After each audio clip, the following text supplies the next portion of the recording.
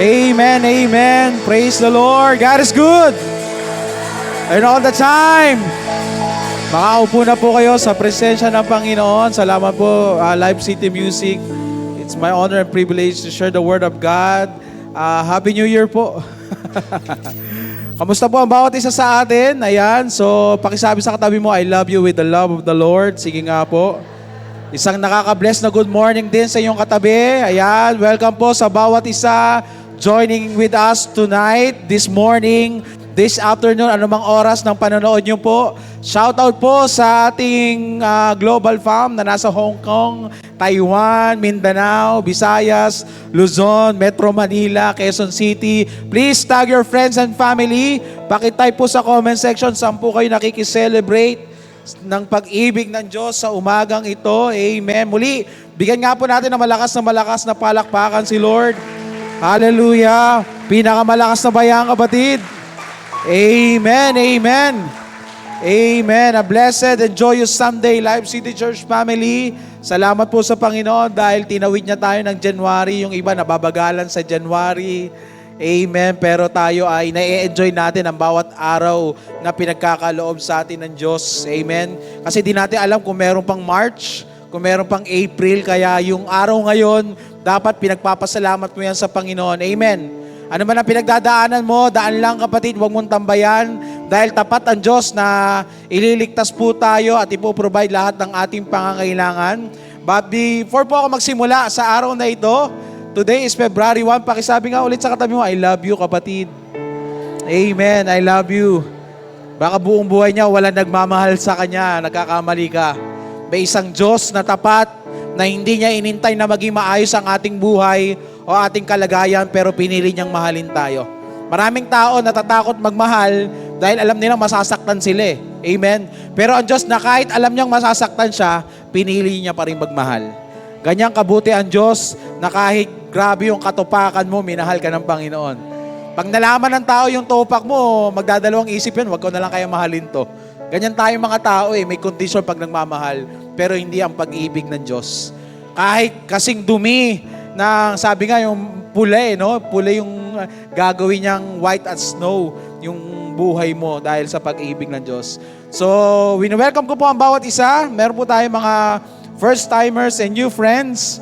And inihiling ko po mamaya kapag tapos po ng ating gawain, kamayan po natin sila at maiwan din po yung mga first time. We welcome po namin kayo. But first, ito po si Rosemary Palakay o Palakay. Andiyan po ba? Taas po ang kamay at tayo nga po kayo. Ayan, nasa bandang likod po. Manatili po kayo nakatayo. Bernadette Pilapil. Ayan, ayun po pala si Sis. God bless po sa inyo. Si Dana Olivar. Kasama po niya. Sige po, malakas na palakpak kay Lord. Annalisa Relor Casa. Andyan po ba? Ayan. Invited po nila. And last po, Christina Kalipon. Ayan, meron po ba? Andyan. Andyan po ba kayo? Shoutout po. Ayan. Meron pa po ba kayo tinatawag? Sige po, malakas na palakpak para sa ating buhay na Diyos. Welcome po sa gawain ng Panginoon. Sige po, makakaupo na po kayo. Yung dalawa po ata, walk-in lang. Pero nagsiniwala ako na si Lord na sumama po sa inyo. Tagasan po kayo? Okay po, taga Pasiano din po. Taga saan kayo? Pasiano. Praise the Lord. Welcome po sa gawain ng Panginoon. I'm Pastor RJ Reyes and it's my honor and privilege to share the Word of God. Naniniwala po ako na hindi aksidente ang araw na ito sa bawat isa. Amen. Wala pong aksidente sa Diyos. Actually, before the world began, nasa isip ka na ng Panginoon. Amen. Kung iniisip mo, walang nag-iisip sa'yo, nandyan ang Diyos na talagang nasa isip ka. Sabi ng salita ng Panginoon, who am I that you are mindful of me? Sino ako para isipin ng hari ng mga hari, Panginoon ng lahat?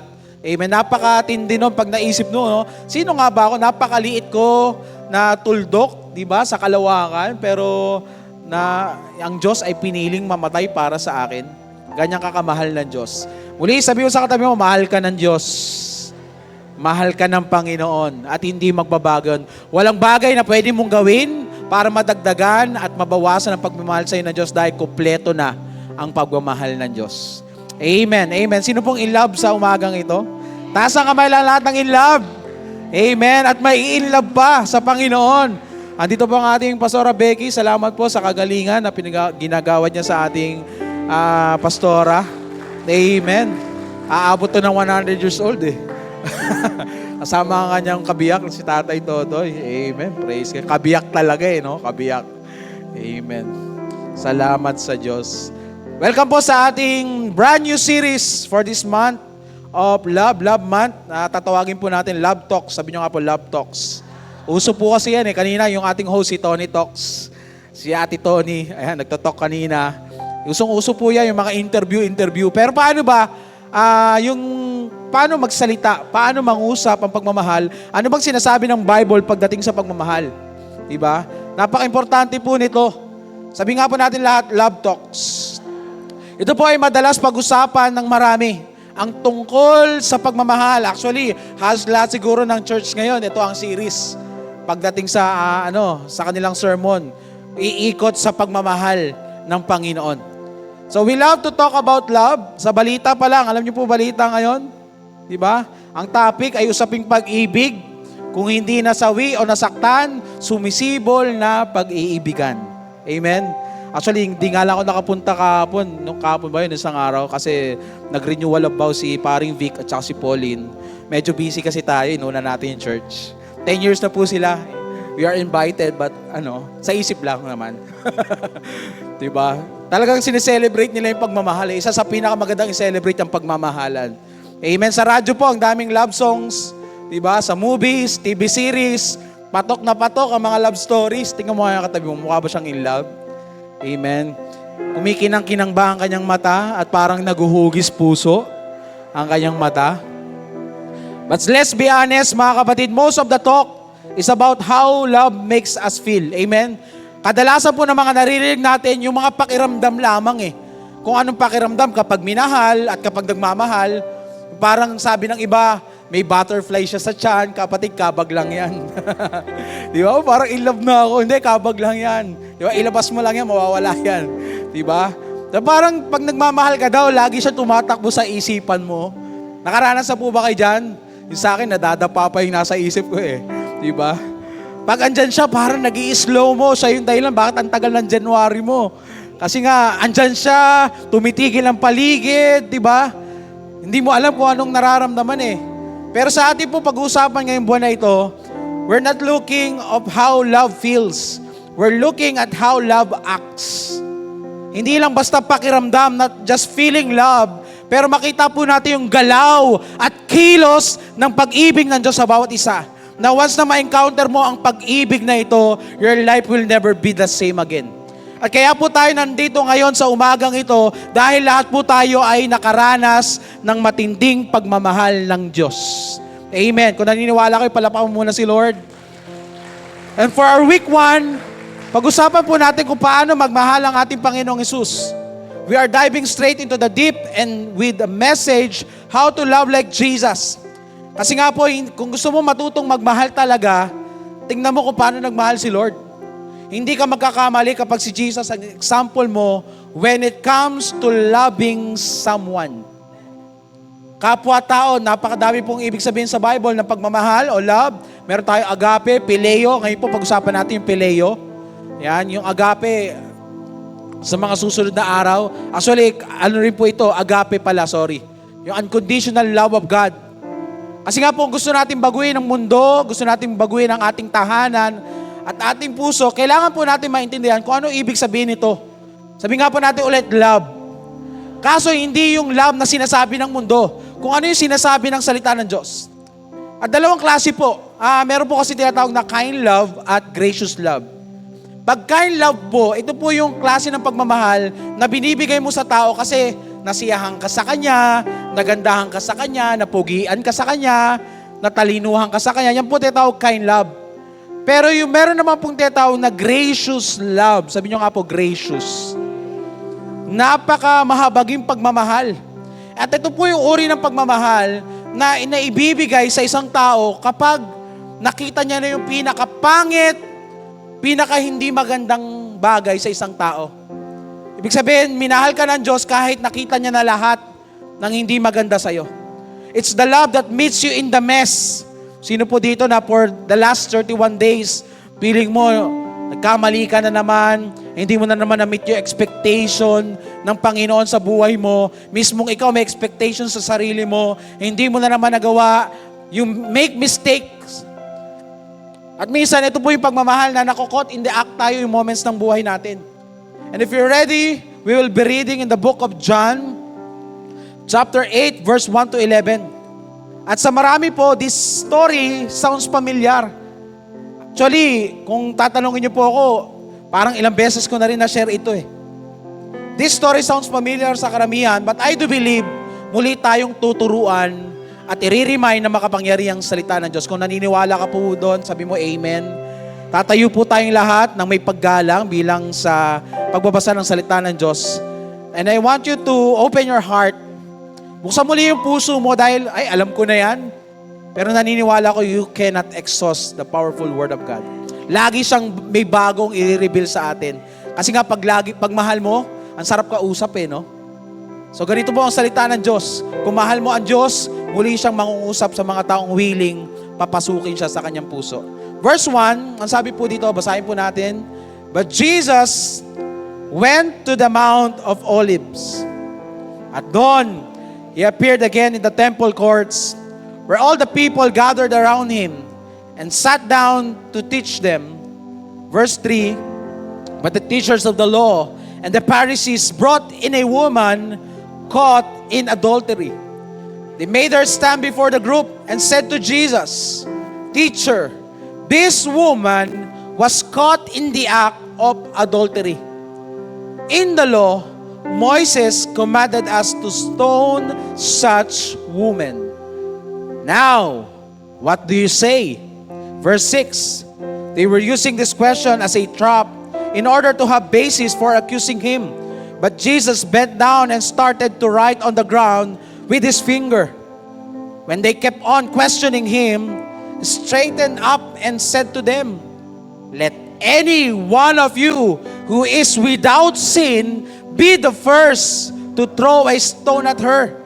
Again, He stooped down and wrote on the ground. Kung ano yung sinulat niya, di natin alam. Verse 9, At this, those who heard began to go away, one at a time. The older ones first, until only Jesus, sabi niyo nga po, only Jesus. Only Jesus was left. With the woman still standing there. Verse 10 and 11, Jesus straightened up and asked her, Woman, where are they? Has no one condemned you? No one, sir, she said. Then neither do I condemn you. Jesus declared, Go now and live your life of sin. Life City Church, sa ating mga first-timers po dito, join me on our first installment ng ating brand new series, Love Talks, entitled, Gracious Love, How to Love Like Jesus. Let us close our eyes and let us pray. Naniniwala ako na makapangyarihan ang salita ng Diyos, na kung kasing laki man ng barko ang kasalanang nagawa mo, kapatid, kasing lawak naman ng dagat ang pag-ibig ng Diyos para sa iyo sa umagang ito. At kung naniniwala kang aabutin ka muli ng pagmamahal ng Diyos, ba't di mo siya pasalamatan sa umagang ito? Sabi mo pa, salamat Panginoon, biyaya mo'y lubos-lubos, napakalalim, napakalawak, napakataas ng pag-ibig mo para sa akin. Hindi ko maaarok sukdulan ng biyaya mo, O Diyos. Hindi tatanungin ng Panginoon kung ano nagawa mo kahapon. Ang hinihintay niya yung pagbabalik mo ngayon, kapatid. At masaya ang Panginoon. Nandito ang banal na Espiritu na kaya kang akayin sa presensya ng Diyos. Hayaan mong siyang magbago ng buhay mo. Mga bagay na hindi mo kayang kontrolin, ipakontrol mo kay Lord. Mismo ang iyong puso na hindi na kayang magmahal ng ibang tao, kaya ni Lord na baguhin yan. Sa pangalan ni Jesus, Lord, kami po'y lumalapit na nagpapakumbaba, lumalapit na walang alam, turuan niyo po kami. Muling umibig ng totoo. At hindi lang sa pananalita, kundi maisagawa namin. Kami mananampalataya mo, Lord, at naniniwala kami na hindi pa man namin nakikita, Lord, kumikilos ka na. Gumagalaw ka na, Lord. May mga bagay ka nang inaayos sa aming buhay, Panginoon. Maging ang aming mga pusong nasaktan, Lord. Mga pusong nahusgahan ng mga tao sa aming paligid, Lord. Tulungan mo kaming maisagawa ang iyong salita sa umagang ito. Gamitin mo ang iyong lingkod. Ikaw ang makita, ikaw ang maranasan, ikaw ang marinig. Let your people be reminded this morning na available ang yung gracious love sa bawat isa. Puno ka ng grasya, puno ka ng habag. Sa aming kabiguan, kaya mo kaming ayusin, Lord. Pinupuri ka namin, pinapasalamatan. Ito po ang aming panalangin na may pasasalamat sa matamis na pangalan ng aming Panginoong Hesus, lahat ng anak ng Diyos magsabing, Amen and Amen. Sige po, bigyan mo na malakas ang palakpak si Lord. Amen. Tayo po'y makakaupo na sa presensya ng Diyos. Hallelujah. God is good. All the time. Kapatid, naranasan nyo na po bang mahuli sa akto? Ayan, naranasan mong nahuli ka ng taong mahal mo na nakatitig ka sa kanya.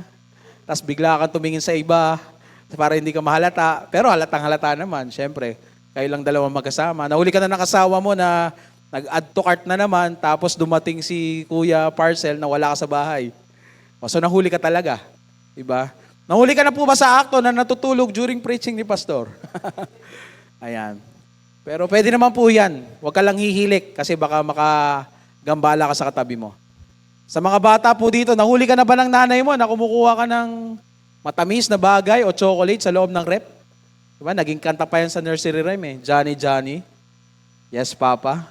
Eating sugar? No, Papa. Telling lies? Are you sure? Diba? Maraming bagay na nakakahiya kapag nahuhuli. Amen po ba? Nahuhuli kayo sa isang bagay, yung mga sinabi ko po, mababaw pa lang po yun eh. Pero what if you were caught in the act, doing something na talagang mismong ikaw ay pinandidirihan mong ginagawa mo eh. Diba? Ito po yung matinding kasalanan na nagawa ng babaeng ito. Pangangalo niya, ibig sabihin, nahuli po siya, alam ng tao na may asawa siya, pero iba ang kanyang kasama. Pangangalo niya.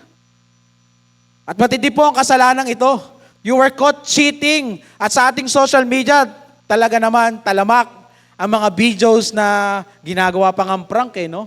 Hindi na nahihiya ang tao na gumawa na gawing katatawanan yung dapat na pinandidirihan. Yung mga cheating prank, mga nagsasampala, nagmumuraan, nasasabihin nila mahal nila ang isa't isa pero niloloko naman nila ang isa't isa. So napakatalamak na po nito. Parang ginagawa na lang mababaw yung malalim na kasalanan na kinamumuhian ng Diyos. Kasi ang pinag-isa ng Diyos, magpaghiwalay ng tao.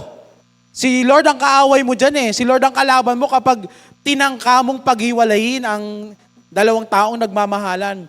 At ito, pinili ng babae ng mga lunye. Walang pumilit sa kanya, kaya lang hindi na siya makaalis dun sa kasalanan. At dahil hindi siya makaalis sa kasalanan, ang nag-alis sa kanya, kahihiyan. Nakita po natin yung istorya, she was caught in the act doing something na hindi ka-proud. Nakakahiya, sabi mo nga po nakakahiya. At siya mismo alam niya, may sarili siyang asawa, iba ang kanyang kasama na huli sa akto. So in John chapter 8, we find a woman na hindi lang po bad day yung naranasan niya. It is the worst day ng buhay niya. Na para bang gusto niyang isipin, sana hindi na lang ako pinanganak. Meron po ba kayong moment na ganyan? Na sana hindi na lang ako pinanganak dahil nahuli na ako sa aktong ganito. At hindi lang po siya nahuli, pinahiya po siya. Kinaladkad siya sa isang lugar na katulad nito. Na maraming tao nakakakilala siguro sa kanya.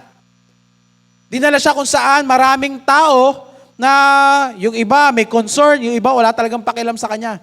Surrounded ng mga tao na may hawak na bato. Siguro bago siya dalhin doon, pinagplanuhan na siya eh. Na pagmaritesan na siya bago pa niya gawin tong araw na ito.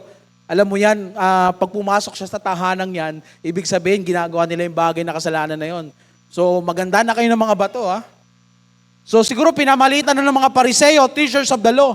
Ito pong teachers of the law, Sadduceo at Pariseo, hindi po nagkakaisa yan sa paniniwala, pero nagkakaisa sila pagdating kay Jesus para mapabagsak si Jesus. So dalawang purpose bakit nila ginawa ito. Una, para i-punish yung babae at para i-test yung credibility ni Jesus to judge.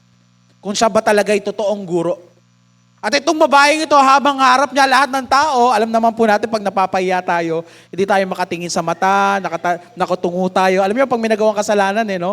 Ang isang bata kapag may nagagawa, kahit po tayo, ang katabi mo, pag may nagawang kasalanan, hindi makatingin sa mata eh. Di ba?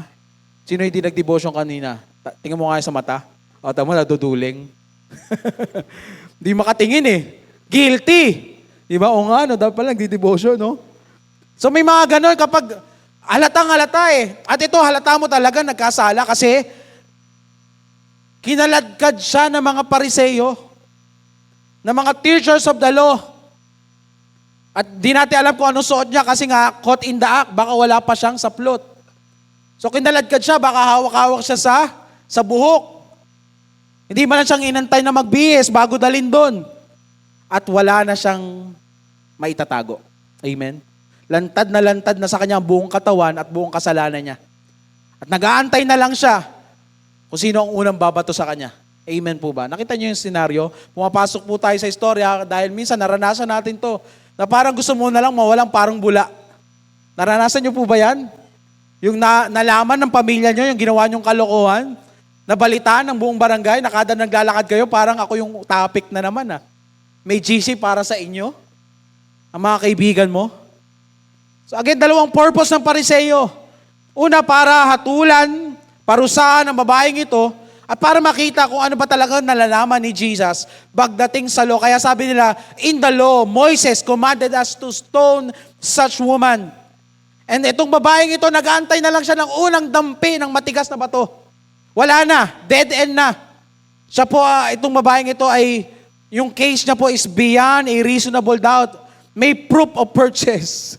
Diba? May screenshot. May video recorded kung panahon nila. Kung sa panahon natin ginawa ito. Ibig sabihin talaga maraming basher na. At itong mga basher na to handang patayin itong babaeng ito. May screenshot, may recorded video. Gusto siyang patayin. Pero nung nga ba nag-aantay siya ng pagbato, nung nagsimula na si Jesus magsalita, doon nagbago ang istorya. When Jesus talks, love talks. Unti-unting bumagsak ang mga bato sa lupa at naririnig niya parang walang tumatama sa akin. Nakapikit na siya, handang-handa na siya. Ito na ako. Hindi basang-basa sa ulan eh. Handang-handa sa bato. Diba? Nung nagsimula na magsalita si Jesus, unti-unti, nagsulat. Hindi natin alam kung ano sinulat. Huwag na natin pakialaman yun. Diba? Ang pakialaman natin, anong ginawa ni Jesus. Maraming Kristiyano, kung ano yung hindi sinabi, yun yung hinahanap. Ano kayang sinabi? Ano kayang sinulat? Pero yung sinasabi ng salita ng Diyos, yun hindi mapakinggan. Today, we're going to look at 3 ways Jesus, gracious love changes everything. Meron po kasing binigay si Jesus, may prinotektahan si Jesus nung panahong ito, at may ginaid si Lord. If you're ready, once again, kung ready ka na, magsabi ka ng wow sa umagang ito. Bigyan natin ng pinakamalakas na palakpak po si Lord bago lahat. Come on, gracious love of Jesus. Ano yung kaya niyang ibigay? Na sana, sa susunod na magmahal ka, kaya mo rin itong ibigay sa taong mahal mo. At sa sarili mo, syempre. Number 1, verse 7. Ano yung 3 bagay? Sabi po sa verse 7, when they kept on questioning Him, yung mga Pariseyo, yung mga teachers of the law, He straightened up and said to them, let any one of you who is without sin be the first to throw a stone at her. So itong pagkakataong ito, habang nagsasalita si Jesus, ang binigay ni Jesus dahil sa gracious love niya sa babaeng ito, pagmamahal ng Panginoon, it gives second chance. Sabi niyo nga po, it gives second chance.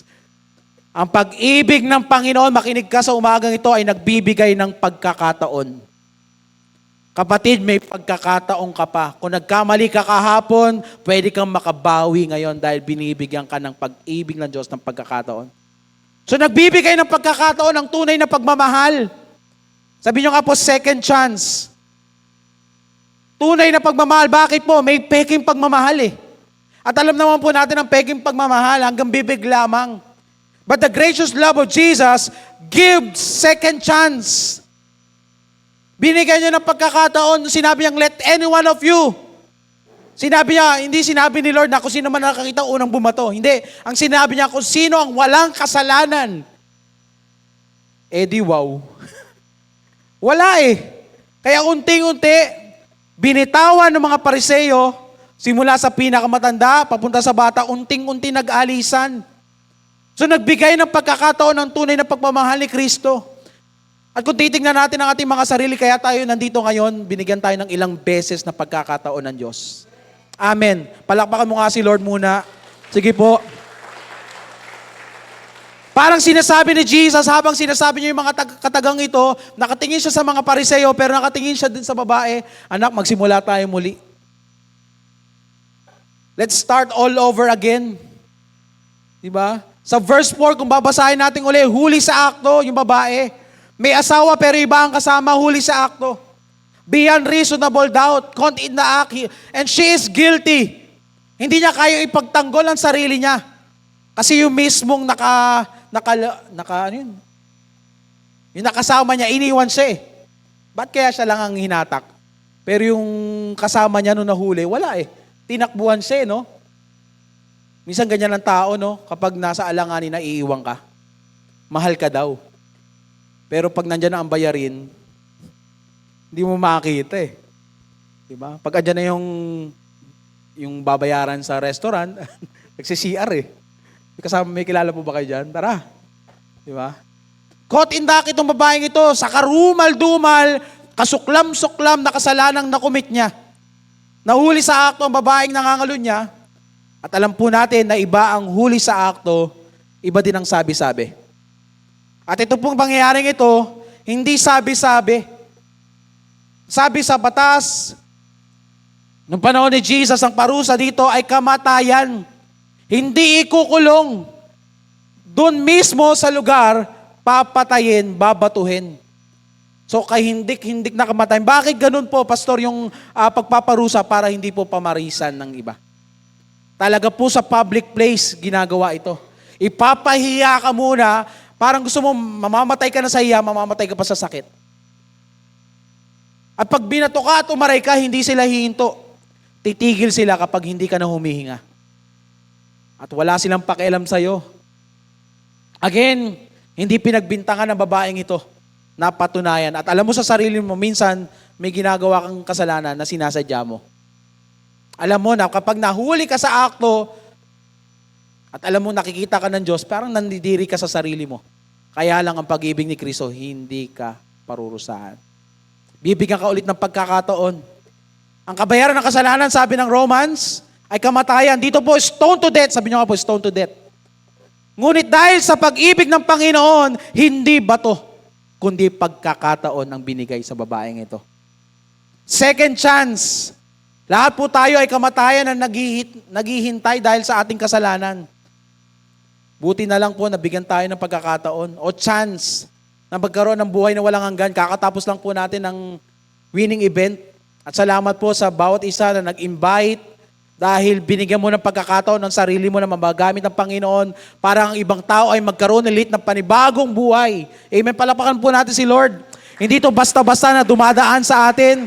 Talagang siniseryoso po natin. Nag-win tayo ng kaluluwa dahil naniniwala tayo na walang kasalanan na hindi kayang patawarin ng Diyos. Amen.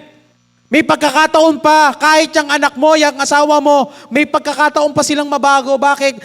Dakila at malawak ang pag-ibig ng Diyos. Mali ba ang sinasabi ng mga Pariseo, sabi sa batas? Ano ba sabi sa batas? Bawal lumabas. Tagal na nun, Pastor, pandemic pa yun. Di ba? Sabi, babatuhin eh. Pastor, di ba masamang mag-violate ng law? Di ba dapat hindi biniben ang law? Parang pamilyar Hindi dapat biniben ang law. Ba't si Jesus, hindi niya ginawa? Bakit ganon? Tanyo nga po sa akin, bakit? Dahil para kay Jesus po, love is above the law. At si Jesus po ay hindi para sa law. Siya ang gumawa ng law at hindi para sa kanyang law. So Jesus is above the law. Ang batas ay para sa tao, hindi para sa Diyos. At naniniwala po tayo, 100% God, 100% humans nung panahon si Jesus nito. Kaya may kakayahang magpatawad si Kristo dahil siya ay Diyos. At kapag puro law na lang ang pinairal ni Jesus nung panahon ito, kahit ngayon po, patay tayong lahat. Buti na lang may grace si Lord. Pag sinabi pong grace, hindi mo deserve pero binigay sa'yo. Hindi deserve ng babae na mabuhay. Hindi deserve ng babaeng ito na mabuhay pa ng ilang minuto, pero binigyan siya ng pagkakataon ng pag-ibig ni Kristo. Si Jesus, ang Panginoon, ay nagbibigay ng pagkakataon. Kaya kung tingin mo yung mga nakaraang panahon, kapatid, wala ka ng pagkakataon, andito ka ngayon, ibig sabihin, pinapatunayan ng Diyos sapat ang grasya niya sa ating kahinaan. How to love like Jesus. Anong katangian ng gracious love na ito? Anong kayang ibigay ng pagmamahal na ito? Love talks. Nangungusap si Lord, nawa, dalangin ko sa umagang ito. Andito ka, ang dami mong kalokohan, ang dami mong, alam mong pinagpaliban mo si Lord sa ibang bagay. At tingin mo, hindi mo na kaya makabalik. Kaya nga po doon sa mga daily devotion natin, kung titignan natin maigi, Jesus initiate relationship para sa atin. Hindi niya hinintay na maging matino tayo bago niya tayo mahalin. Alam niyang masasaktan natin siya, pero pinili niya pa rin ibigay ang kanyang buhay. At malalaman mo, pag tunay na pagmamahal yan, kapatid, kapag yung pagmamahal na yan, nagbibigay ng pagkakataon. Amen. If that love gives a second chance, that love is genuine. For God so loved the world, He gave. Nagbibigay. At kung hindi dahil sa chance na ito, wala yung katabi mo ngayon sa umagang ito. Again, listen very carefully mga kapatid. Kitang-kita natin ang kasalanan ng babaeng ito, pero ang pagmamahal sa kanya ng Panginoon ay nagbigay sa kanya ng panibagong pagkakataon. Hindi tira-tira, hindi sobra kahapon. Bago eh. At simple lang kapatid yung principle, kapag hindi mo mahal, huwag mo nang bigyan ng chance. Amen? Ang tanong, mahal mo pa ba sarili mo? Sino dito nagmamahal sa kanyang sarili? Therefore, bigyan mo ang sarili mo ng pagkakataong makabawi. Kasi yan ang pinakamahirap eh. Pinatawad ka na ng Diyos, pinatawad ka na ng mga tao na saktan mo, pero sarili mo hindi mo pa mapatawad. So bigyan mo ng pagkakataon ng sarili mo makabawi. You deserve a second chance. Eh pastor, wala na talaga eh. Ubus na ako. Wala na ba talaga sa puso mo si Lord? Kasi hanggat nandyan pa si Jesus sa puso mo, imposibleng maubusan ka ng pagmamahal sa ibang tao. Palakpakan mo ngayon si Lord. Sige po. So second chance, love talks. Diba? The overwhelming, never-ending, gracious love of God. Kanta yun, di ba? Oh, the overwhelming. Di ba? Hindi siya reckless eh. Gracious love eh. Di ba? Puno ng grasya eh. Puno ng grasya. Hindi mo deserve yung pagmamahal, pero binigay eh. Walang handang tumulong sa babaeng ito. Pero andyan si Kristo. Nagbibigay ng pagkakataon. Kapag binigyan ka ni Lord ng pagkakataon, kapatid, huwag mo naman sayangin. Amen? Huwag mo naman sayangin. When God gives you second chance, it's not something you take it for granted. Kasi may hangganan yan eh. Kailan matatapos yun, Pastor? Kapag namatay ka na at hindi ka na numbalik kay Lord. Kasi sa libingan, wala nang repentance. So may hangganan ng pag-ibig ng Lord. Once na mamatay ka at hindi ka na numalik sa Diyos, hindi ka na nampalataya, sabi ng Panginoon, wala. Hindi ka pwedeng ipag-pray ng mga kamag-anak mo para maalis ka sa purgatorio dahil hindi naman tayo naniniwala doon. Dalawang bagay lang, dalawang lugar lang pupuntahan ng tao. At hanggat buhay ka, may pagkakataong kang makaranas ng pag-ibig ni Kristo. Come on, palakpakan mo si Lord. Amen. Number 1, gaano kaganda kamangha-mangha ang pag-ibig ng Panginoon. It gives second chance. Sige po kayo, it gives. Nagbibigay eh. Kaya kapag hindi ka pa handang magbigay, hindi ka pa handang magmahal. Sa mga kabataan dito, diba? Hindi ka pa handang magbigay eh. So hindi ka pa handang magmahal. Pambili mo nga ng toothbrush, wala kang pambigay eh. Tapos I love you na agad. Hingi ka pa nga ng hingi sa magulang mo, tapos sabi mo, kaya mo ibigay ang mundo sa... Ano yun? Walang ganon. Sabi mo sa katabi, walang ganon. Diba? Ang gagawin mo doon sa between. Kaya ko ibigay sa'yo ang between. Ang gagawin ko doon? Diba? So number 1, gracious love. Paano magmahal si Lord? It gives. Yang katabi mo at mismong ikaw, may second chance sa umagang ito. Mamaya magko-communion tayo lagi. In remembrance of me. Kaya natin tinitake yung saro at tinapay pag-alaala na binigyan tayo ng pagkakataon ng Diyos na dapat impyerno na naging langit pa. Pangalawa, sabi sa verse 9, 11, at this, those who heard began to go away. So pinatahimik ni Lord yung mga nag-criticize. Nambabash sa babae.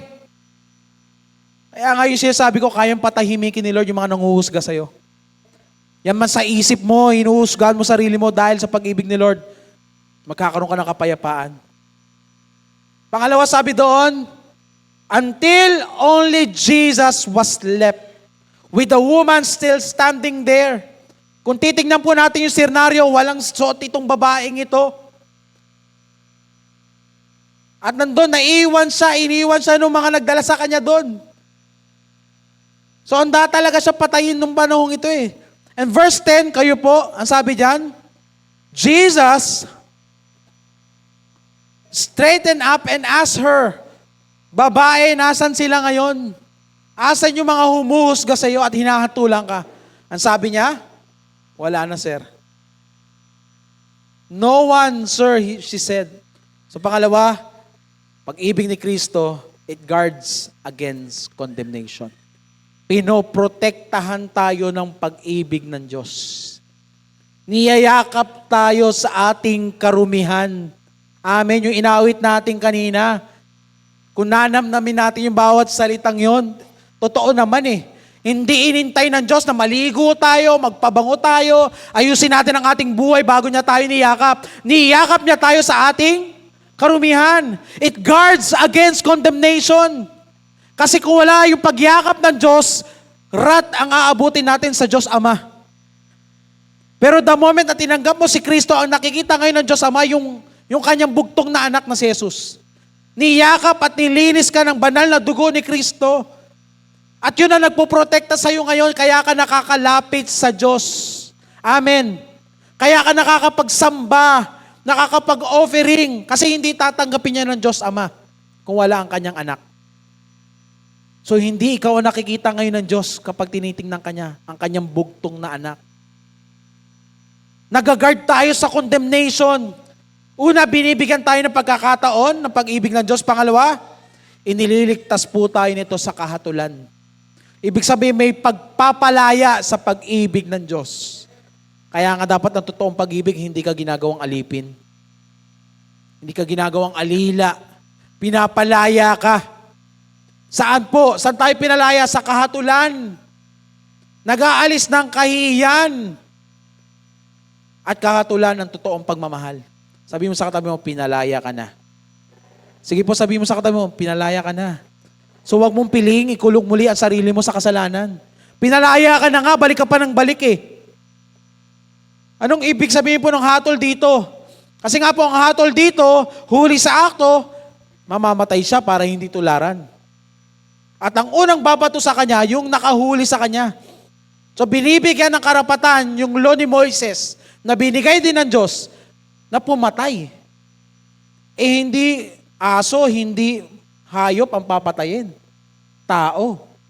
May buhay. So anong ginagawa ng kasalanan sa isang tao? Tinatanggalan ng halaga. Kasi bakit ka papatay ng tao? Ibig sabihin, nung nagkaroon siya ng kasalanan, nawala yung value niya. Amen. At ganyan po, ginagawa ng kasalanan sa tao, tinatanggalan ng value. Kaya nga, tingnan mo, isipin mo mabuti, nung makasalanan ako, feeling ko walang kwenta yung buhay ko. Amen po ba? Meron po ba nakaranas sa inyo yan? Nung wala ka pa kay Lord, parang feeling mo walang silbi itong buhay na ito. Walang halaga. Pero nung nakilala mo si Lord, punong-puno ng meaning. Amen. Sige, palakpakan mo naman si Lord. Kasi kanya na ginagawa ng condemnation. Inaalisan ng value. Kasi nga, binibigyan ng pagkakataong patayin. Hindi tuta eh. Ang tuta nga, naawa ka pa pag nasagasaan. Amen. Eh dito, babatuin eh. So ganyan ang ginagawa ng kasalanan sa isang tao. Inaalis niya yung value nito. Pero ang good news, dahil sa pag-ibig ni Kristo, binabalik ng Panginoon yung buhay na yun. Kaya nga sabi ng John 10:10, the thief comes eh. So wag mo isipin walang value yan. Hindi ka nanakawan ng dyablo kung walang halaga yan. Hindi ka sisirain ng dyablo kung wala kang halaga. Kung sa iba babatuhin ka kay Jesus, mamahalin ka. At palalayain ka. Igagard ka, iingatan ka, aalisin ka, poprotektahan ka ng pag-ibig ng Panginoon. Kaya nga doon, yun ang totoong pag-ibig eh, nagpoprotekta siya eh. So hindi mo pwedeng sabing mahal mo asawa mo tapos iba minamahal mo. Hindi mo pinoprotektahan pamilya mo. So hindi pagmamahal yon. Kasi ang pagmamahal, nagpoprotekta yan. Nagga-guard yan sa family. Amen. So hindi pagmamahal talaga yan. So the gracious love of Jesus guards us. Saan daw po? Condemnation. Sabi nyo nga po, condemnation. Sa comment section nga po, lagay nyo condemnation. Palalayain ka ng pag-ibig ni Kristo. At dito po sa kwentong ito, walang sino man ang gustong magligtas. Diba? Pansin nyo po, nakatayo lang yung babae at handa ng batuhin. Wala man lang nagsabing, wait lang, bigyan pa natin siya ng chance.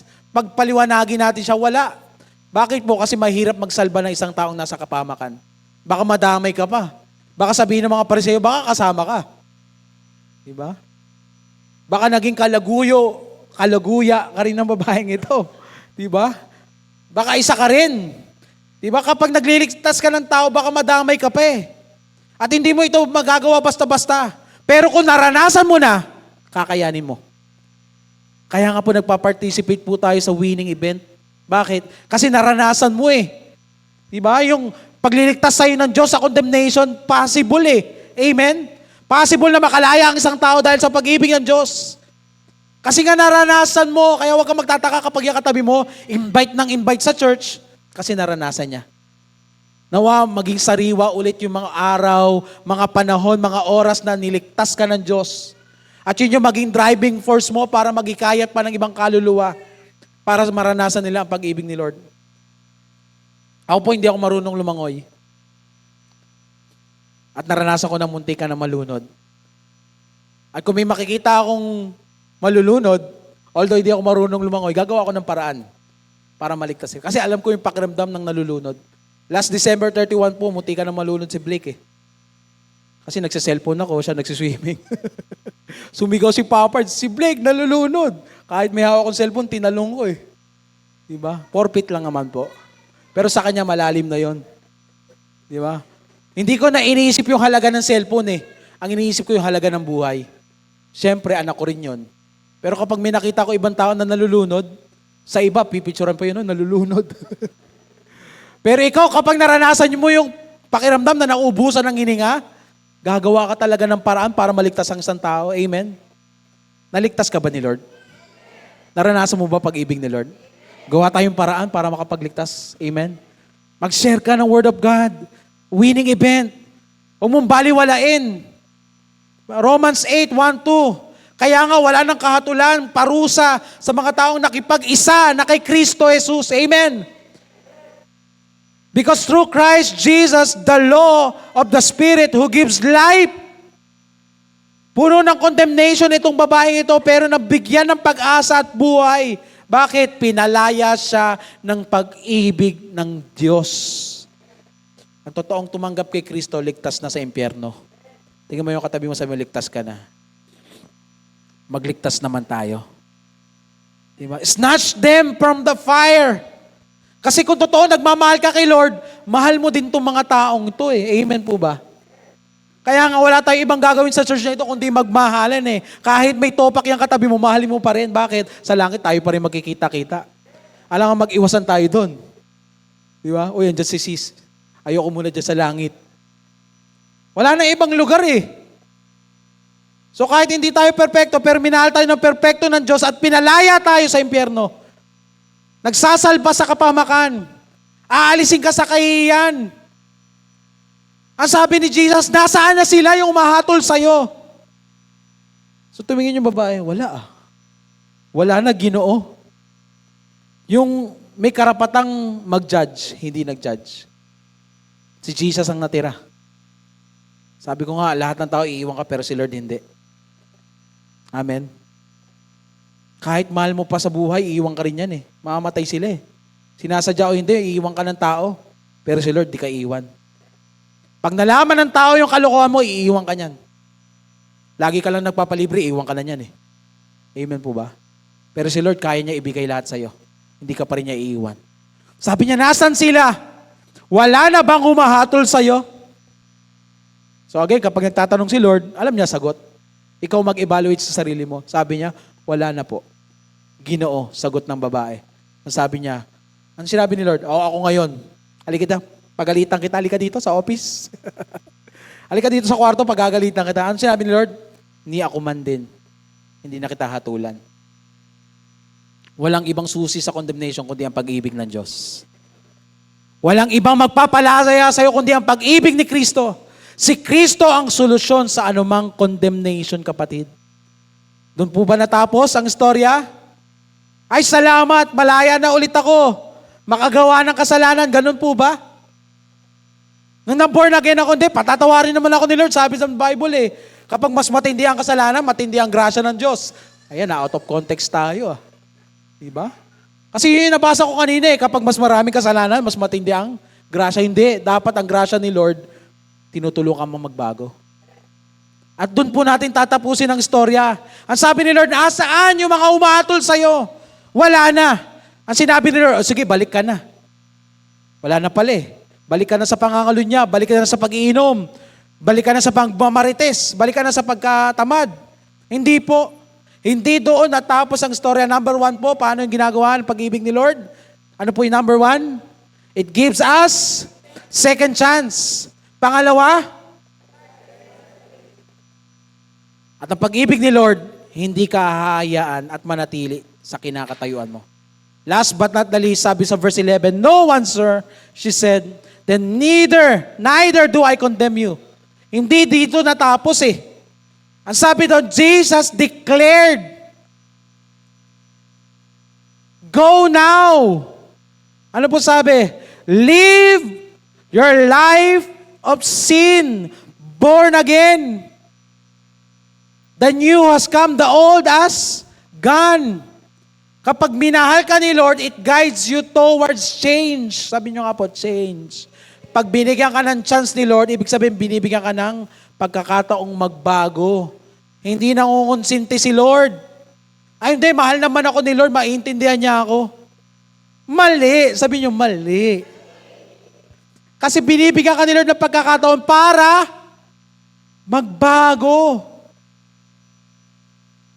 Yun yung ginagawa ng pag-ibig ng Diyos. Lagi natin tatandaan, God's love prevents you from dying and protects you from sinning. Yan ang ginagawa ng pag-ibig ng Diyos. Sabi niya, go now and enjoy your life to the fullest. Love yourself. Ganun ba? Ano po sabi? Go now and live. May kausap po ba ako sa umagang ito? Live. Sabi mo nga, live. Iwan mo na. Sabi mo sa katabi mo, iwan mo na. Umuwi ka na at mula ngayon, huwag ka nang gumawa ng kasalanan. Ang totoong pagmamahal ay hindi kinukonsinte ang mali. Uy, wala dito si nanay at tatay sa bahay, punta ka be. Kala ko ba, mahal mo ako, bigay mo na sa akin yan. Isuko mo na ang bataan. Hindi na uso sa kabataan yun no? Sa katandaan na lang. Hindi na naabutan yun no? Diba? 1 Corinthians 13, love does not delight in evil. Tama, iniligtas ni Lord ang makasalanan pero pinapaiwan niya yung kasalanan sa'yo. Sama ka sa akin anak, pero iwan mo na yung kasalanan. Huwag ka na makipag-holding hands kay Satanas. Diba? Huwag ka na makipag-chat sa demonyo. Huwag mo nang balik-balikan. Tama, magkakasala ka pa rin. Nasa laman pa rin tayo, pero andyan ang habag ng Diyos. Natutulungan kang magbago. It guides towards change. At tumigil ang mundo. Di ba? Nang si Jesus ay, kayo na tumuloy. Nung nakilala natin, di ba? Inihinto talaga yung walang natira. Yung mga bato nakita niya nasa lupa na. Handang ibato sa kanya, ngayon wala na. So hindi nangungonsinte ang pag-ibig ni Lord. Parang mga magulang sa anak. Kapag mahal mo ang anak mo, hindi mo kinukonsinte. Sige, magpuyat ka lang. ML ka lang. Sige, huwag kang maghugas ng plato. Dahil mahal kita, magpakatamad ka. Hindi po ganun. Baka ko sa nanay ko yan, kanina ka pa nawalis tambo Diba kapag mahal mo, Dinadala mo sa kaayusan. Amen po ba? Ang tamang relasyon, dinadala ka sa kabanalan. Kapag mali, tinatama. Pag tama, dapat tinuturo. Pag mali, binabago. Pag tama, dapat pinopromote. Huwag ka mahiya. Promote mo ang change. Pastor, walang pilitan. Nakarinig ka po ba kayo dyan? Walang pilitan, life group leader. Walang pilitan. Hindi, mahal kita eh. Kasi hindi tunay ang pagmamahal kapag hindi ginaguide. So kapag mahal ka ng pastor mo, i-guide ka. Iniligtas ka ng Panginoon, hindi para bumalik sa putikan. By grace tayo, yes, through faith. Pero ang grace na yan, kung totoo yan, nagtuturo yan ng change. Babago. Again, sabi mo sa katabi mo, malaya ka na. Pinalaya ka na. Huwag ka nang balik ng balik. Ang pag-ibig hindi natutuwa sa masama, sabi ng 1 Corinthians 30. Kaya nga kapag yung pag-ibig na yan ay natutuwa sa kasalanan, hindi yan katotohanan. Ang pagmamahal ni Lord, hindi nagtotolerate, kundi nagtatransform. Gracious love, paano mo malalaman? Gaano katindi ang pagmamahal ng Panginoon? Number 1, sige po, kayo po. It gives. Sige po, it gives. Second chance. Simula tayo muli. Buwan ng pag-ibig. Binibigyan ka ulit ni Lord. Kung nagkamali ka, nagkulang ka, hindi mo naabot yung mga bagay na gusto mong abutin para sa Panginoon, may second chance. May pagkakataon, February 1, magsimula ka ulit. Pangalawa, it guards. Iingatan, palalayain ka sa katulan. Umalis yung mga humatol. At si Lord ang natira. Hindi ka iwan ni Lord. Sa panahon na nasa pinakamalalim, pinakamasalimuot, pinakamadilim na buhay mo, andyan si Lord. And last, dadaling ka ni Lord sa pagbabago. Hindi mo pwedeng sabihin ganyan ka na, pinanganak. Tama, pero babaguhin at babaguhin ka ni Lord. A second chance demands change. Suklian mo ng pagbabago ang pag-ibig sa iyo ni Kristo. Dahil ang totoong pagmamahal, binabago tayo nito. As I end this morning for our first installment, and after this pong ministry time natin, magkakaroon po tayo ng Holy Communion. Gusto ko pong makarelate tayo lahat ulit.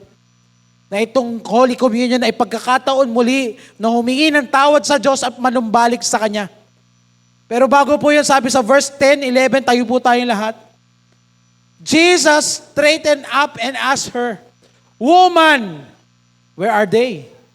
Has no one condemned you?" Kayo po, verse 11. Verse 11, kayo po. "No one," she said, "then neither do I condemn you." Jesus declared, "Go now and live your life of sin." Kinig po kayo mabuti.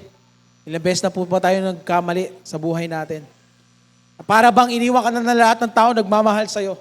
Pero sabi niya, Jesus left alone. Nandun siya, mag-isa siya doon. Ngayong umagang ito, pwede mo bumalik ka sa Panginoon. Sabi nun, nasaan ang umuhusga sa'yo? Yung isang taong may kakayanang magsabi ng kasalanan mo, hindi niya sinabi kahit ano. Neither do I condemn you. Jesus declared, "Go now." Kapatid, kapag na-encounter mo ang pag-ibig ng Diyos, binibigyan ka muli ito ng pagkakataong mabuhay ng maayos. Hindi nais ni Lord na manatili ka sa ganyang estado, kapatid. Gusto ni Lord may nagbabago sa buhay mo. Babaguhin ka ng pag-ibig ng Diyos. Ang kung tingin mo, hindi mo kaya makalapit kay Lord, huwag kang mag-alala, siya ang lalapit sa'yo. He is our Emmanuel. Hindi makakalapit ang tao sa Diyos. Kaya ang ginawa ng Diyos, siya ang bumaba dito sa lupa. Niyakap niya tayo sa panahong hindi tayo malinis, maayos. Niyakap niya tayo sa ating karumihan. Katulad ng babaeng ito, naramdaman niya ang pag-ibig ng Diyos. Kung saan siya nagkamali, dun sa minute ni Lord. Kaya nga hindi mo kailangan ayusin ang buhay mo bago ka lumapit kay Lord. Lumapit ka sa Kanya, babaguhin ka niya. Sabi ng Panginoon, "Anak, simula tayo muli." Hindi mo kailangan ayusin ang buhay mo, aayusin ka ng pag-ibig ng Diyos.